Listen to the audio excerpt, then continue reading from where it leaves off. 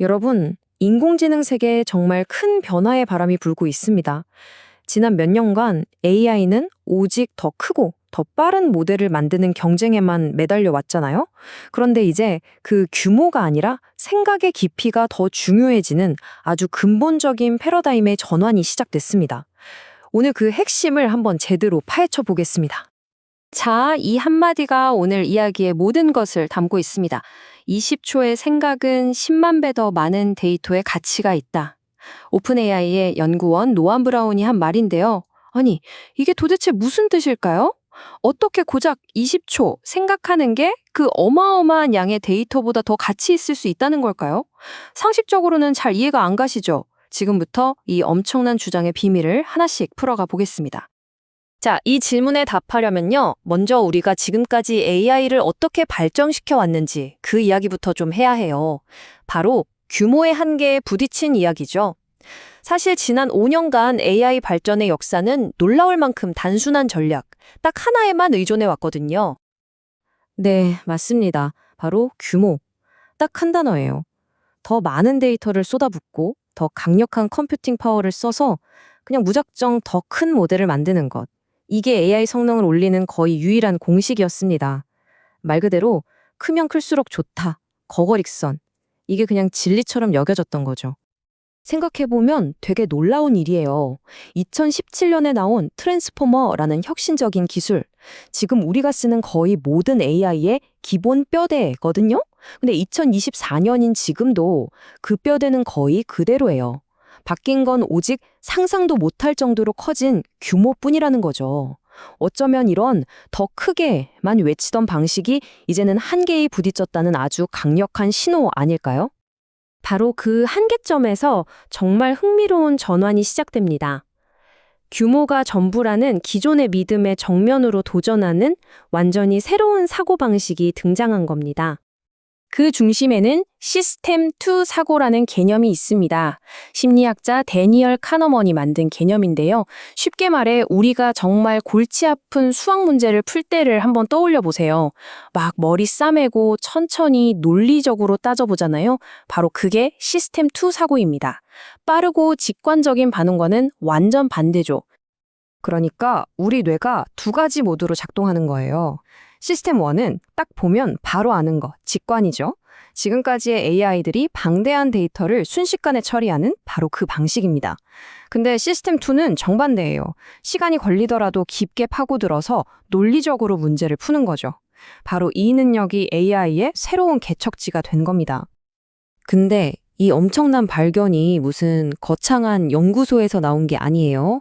놀랍게도 포커 게임을 이기려고 만든 AI, 리브라투스를 개발하는 과정에서 시작됐습니다. 여기서 노안 브라운은 자기 연구 인생 전체를 바꿀 만한 정말 충격적인 사실을 발견하게 되죠. 10만 배. 이 숫자가 의미하는 게 정말 엄청납니다.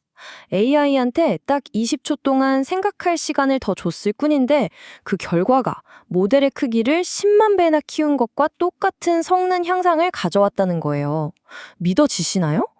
이걸 발견한 노안 브라운 본인도 얼마나 충격을 받았는지 이 말을 보면 알 수 있죠. 이거 버그 아니야? 라고 생각했대요. 그럴 만도 하죠. 자기가 평생 해온 연구가 이 발견 하나 때문에 그냥 각주, 그러니까 참고자료 수준이 될 거라고 직감했다는 겁니다. 그리고 이 놀라운 발견은 그냥 이론으로만 남지 않았습니다. 드디어 현실에 등장했죠. 오픈 AI의 새로운 모델, 바로 O1입니다. 이 O1은요, 기존 모델들이랑은 결이 완전 달라요. 그냥 빨리빨리 대답하는 챗봇이 아니라는 거죠. 훨씬 더 신중하고 깊이 있게 생각하도록 만들어졌어요. 과학 연구나 복잡한 코딩처럼 진짜 머리 쓰는 일에 특화된 전문가라고 할 수 있겠네요. 자, 그럼 얼마나 대단한지 직접 봐야겠죠? 그래서 정말 어마어마한 시험대에 올렸습니다. 인간 천재들도 쩔쩔매는 시험, 바로 국제수학올림피아드에서 말이죠. 결과 한번 보세요. 정말 충격적입니다. 이전 세대 최고 모델인 GPT-4가 13% 맞히는 데 그쳤는데 OA1은 무려 83%입니다. 이건 그냥 성능 향상이 아니에요. 거의 다른 종의 탄생이라고 봐야 할 수준이죠. 복잡한 문제 앞에서는 생각하는 힘이 얼마나 강력한지 제대로 보여준 겁니다. 근데 여기서 이런 생각 드실 수 있어요. 잠깐? 더 느리고 비싸다고? 그거 안 좋은 거 아니야? 그렇죠. 보통은 그렇죠. 하지만 이게 왜 후퇴가 아니라 엄청난 진보인지 지금부터 그 이유를 알려드릴게요. 세상에서 가장 어려운 문제들을 풀려면 이게 꼭 필요합니다. 이게 그냥 시험 잘 보는 AI가 아니거든요. 예를 들어 수십 년 걸릴 암치료법 개발을 단 몇 년으로 줄일 수 있다면요. 기후변화를 막을 새로운 에너지 기술을 찾아낸다면요. 세계 경제를 뒤흔들 금융위기를 미리 막을 수 있다면요. 이건 인류의 미래를 바꿀 수 있는 게임 체인저가 되는 겁니다. 노암 브라운이 던진 이 질문이 핵심을 찌릅니다. 새로운 암 치료법을 위해서라면 1,000원, 아니 100만 원, 그 이상도 낼 수 있지 않나요? 우리에게 정말 중요한 문제 앞에서는 정답을 얻기 위해 드는 약간의 시간과 비용은 사실 부차적인 문제가 될 수밖에 없다는 거죠.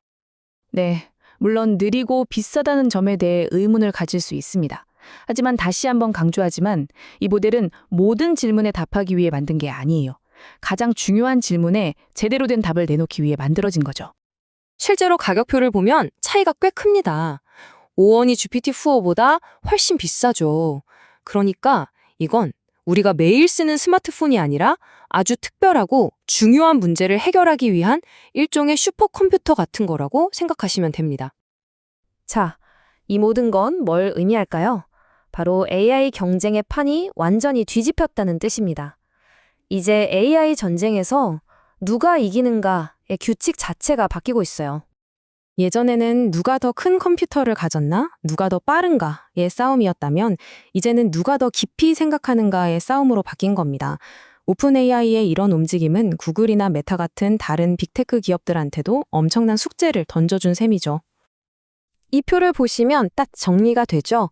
과거의 경쟁은 속도와 효율성을 앞세워서 뭐든 빨리빨리 해내는 게 중요했어요. 구글의 제미나이가 대표적이죠. 하지만 새로운 경쟁은 정확성과 통찰력을 바탕으로 복잡한 문제를 제대로 푸는 게 중요해졌어요. 바로 오픈 AI의 오일처럼요.